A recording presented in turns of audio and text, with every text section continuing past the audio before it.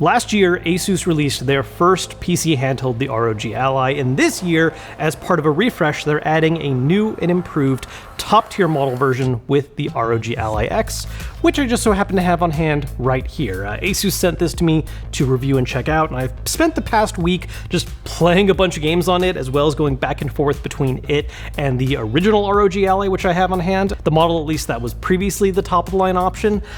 And I have some thoughts to share about the changes here. Now, an immediate thing worth noting is that this is not a complete replacement to the previous version of the Ally. This is simply a new model option within the lineup. The previous options are still available on ones you can grab, but this is a new top-line option that is a bit more expensive while leveraging a number of different upgrades. There is some stuff about this that is basically the same as these previous versions, but a whole lot of other stuff has been updated. Now, as far as where it sits in the lineup, previously the top-of-the-line option went for $650. This new Ally X goes for $800. So that's $150 more. That gives you a few different specific performance upgrades that we'll talk about, along with numerous changes to the body and general just controller quality of the Ally. Before diving into what's different though, I just want to really quickly touch on what has not changed from the previous versions of the Ally. In particular, this relies on the same main chip, which is the AMD Z1 Extreme. That is the same as the previous top-line version of the ROG Ally, and the display is the same. This is an LCD display, 1080p, 120Hz, same size, same resolution, same peak brightness, same refresh rate. This is the same display as what is in the current models of the ROG Ally. As for what's changed in this, pretty much everything else. And the first thing I really want to focus on is just the body and general control style of this device. There are some performance enhancements that are worth talking about as well, but honestly, one of the immediate things I noticed going from the previous Ally to this is just how much better this feels to use in your hands.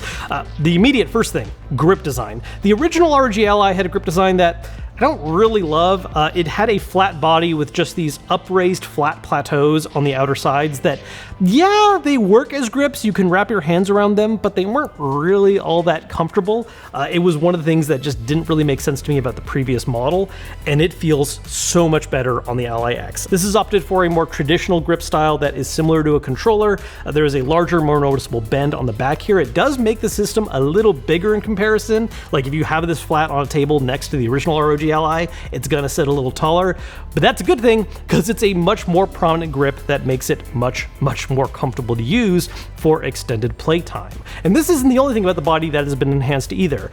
Basically, all the major interactive mechanisms, sticks, D-pad, triggers, buttons, all of these have been improved just a little bit, some more than others. For instance, the sticks on the Ally X are more durable compared to the ones on the original, and more importantly, also feature a little higher tension, which to me feels a lot better. I really like the improvement on the sticks here. And in a similar fashion, the ABXY on this, the previous ones had just a little bit of stickiness to it, not enough to ruin gameplay, but you would always just notice that some of the buttons would like to hang a little bit when they're at the bottom before jumping back up. The ones on the Ally X are significantly crisper.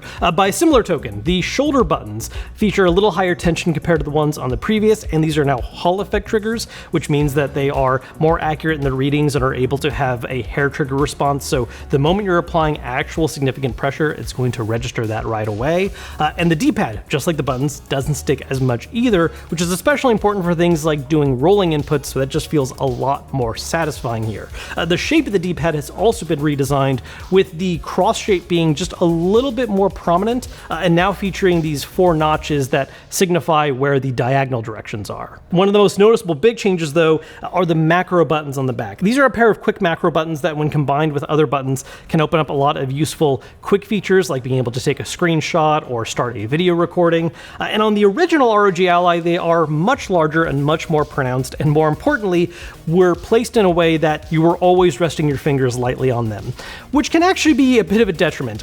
Being always right beneath your finger does mean that it's very easy to access the button and press it quickly, but it also means that if your finger's always resting on it, there's that very light fear you might accidentally press the button when you don't want to, and in some situations, that can be a pretty bad thing. So what they've opted for with the Ally X is making the buttons significantly smaller and your fingers do not rest on it naturally. You have to reach your finger over to click where this button is, at least for my hand size. And I honestly find that to be a much better design choice. I like the fact that I'm not constantly resting on the button. It's still easy to reach. This to me feels like a much better choice. While there's still some important performance stuff to touch on, I really want to emphasize just how much this feels like an improvement over the original as far as ergonomics go. It does make me wish that as part of releasing this, they would refresh the previous models with some of these physical upgrades while keeping the lower price points with the different internals. But alas, as of right now at least, all these physical upgrades are unique to the Ally X as far as this lineup goes. Now, as far as performance changes goes, as I mentioned, the main chip in this is the same as the previous top-of-line option with an AMD Z1 Extreme. However, one part of the internals that has been upgraded is the RAM. Both the quality of the RAM being a little faster and having more of it, with the previous top-line Ally option coming with 16 gigs and this coming with 24. What that means is that for those games that are particularly RAM hungry and that can get in the way of performance, this is going to be able to leverage that additional RAM to give you smoother performance. One particular example was running the benchmark for Cyberpunk 2077, doing it both on 720p and 1080p with the Steam Deck settings, because I just figured that was a good starting point as far as, a handheld appropriate setting, though the Ally is a considerably more powerful machine.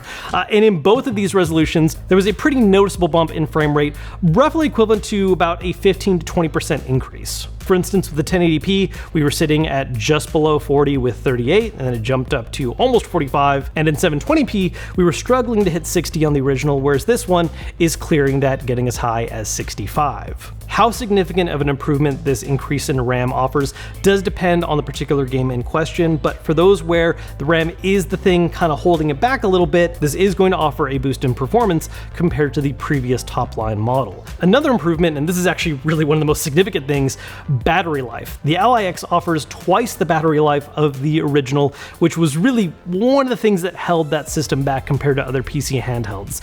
While you were certainly able to get a decent amount of time out of it if you were playing games that weren't particularly demanding and you used low power settings, you could make it last. But the moment you played anything that was pushing a little bit, and if you wanted to put it in turbo mode, it was going to drain through that battery like that. And with the Ally X, well, it still can burn through it pretty quickly with very demanding titles. It lasts significantly longer. I was able to do multi-hour sessions of things like Baldur's Gate or Cyberpunk without having to plug into a wall immediately. It is definitely a noticeable improvement that I have much appreciated going from the previous model to this one. Battery life, by the way, is not the only thing that's doubled. The internal storage has also doubled, with the previous Ally offering 512 and the Ally X offering up to a full terabyte. Now with these, you do have the option to do things like open it up and expand the storage yourself, or just plug in a micro SD card to get more storage. But if you like relying on the built-in internal storage and you want to have as much to work with, this does offer twice as much as the previous. There's numerous other little upgrades about this worth noting compared to the previous Ally. It has improved its Wi-Fi capabilities to supporting Wi-Fi 6E. It has improved cooling versus the previous one, so it doesn't get quite as hot while running, and make sure that performance maintains a little bit more stable when playing games that are particularly demanding on the system. The operating profiles have also been updated a little bit, where the less power demanding versions have had their power drop bumped up just a little bit, taking advantage of the greater battery the system has, and thus allowing you to leverage a bit more performance when in those lower demand profiles. And the speakers have been improved as well, with it being able to get louder than the original, with just a little bit better clarity of tone compared to it as well. Honestly, when looking at this within its own lineup, this is just a flat out better version of the system in every way possible. I think if you're debating getting something like an Ally and you're looking at the price points of these different options, there's still reasons to think about and consider the cheapest one, but when looking at the top of the line options between the one that goes for $650 and this new one at $800, yes, it is a bit of a significant price bump, but I think for everything you're getting, it's a price bump well worth it. Twice the battery life, twice the storage, a bit more performance out of it, and honestly something that just ends up feeling significantly better to play games on for long periods of time, thanks to that improved body and button inputs. Now, as for the question of if you already own an Ally, is it worth throwing down to upgrade and grab into this one right now? Not really. I mean, if you just have the money to burn and you always want to have the, biggest top of the line option of something available, sure.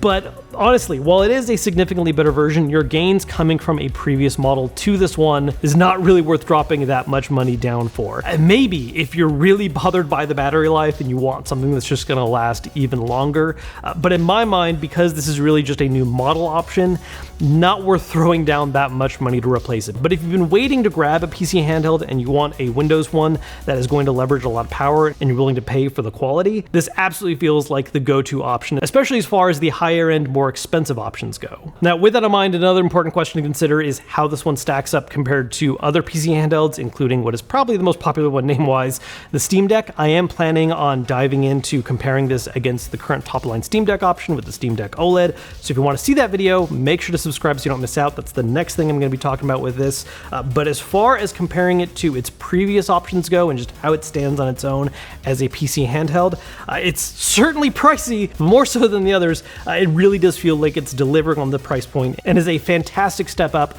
over what they released last year. If you're interested in grabbing an Ally X or one of the previous ROG Ally models, I do have those linked down below in the description. Again, I am planning to do a follow-up video on this. We're going to be comparing this against the Steam Deck, so make sure to subscribe so you don't miss out on that. If you enjoyed this video, hit the thumbs up button to let me know. And until next time, I will see you all later.